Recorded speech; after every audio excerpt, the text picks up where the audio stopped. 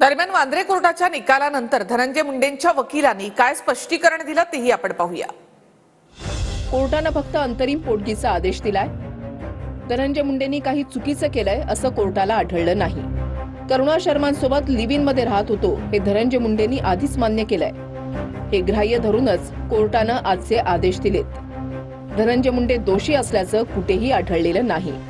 कोर्टाने मेन जे उधार धरला आहे, बेस धरला आहे, ते असं धरलं आहे की मुंडे साहेबांनी स्वतः 2020 मध्ये एका दुसऱ्या प्रकरणात त्यांच्याबरोबर त्यांचे लिव्ह इन रिलेशनशिपचे संबंध होते हे मान्य केलेलं आहे, म्हणून त्यांना ते पैसे द्यायला हरकत नसावी।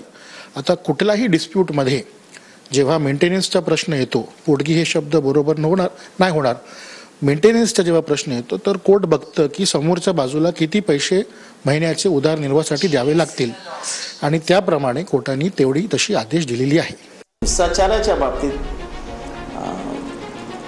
फुले शाहू आंबेडकरांच्या विचारांचा मागोवा घेत आम्ही पक्ष चालवतो असं त्या पक्षातनं नेहमी बोललं जातं। योग्य ते निर्णय दादा आता घेतील असं वाटतं। ज्या व्यक्तीने ही कौटुंबिक हिंसा केली हे कोर्टाने आता मान्य केलं आहे, त्यामुळे त्या व्यक्तीला अशा सर्वोच्च संवैधानिक पद सरकारने काढून घेतलं पाहिजे। करुणा मुंडे यांच्या संदर्भामध्ये ऑनरेबल कोर्टने दिलेलं जजमेंट हे निश्चितपणे अभिनंदनीय आहे। हा लढा एका महिलेच्या आत्मसन्मानाचा लढा आहे। त्याने न्याय मिळाला पाहिजे। ते बोलत करायचे गुन्हे पिणे सगळं व्हायला पाहिजे। त्याच्यावर कुणाची तरी लेख येते, कुणाची तरी बहीण येतील, न्याय मिळायला पाहिजे।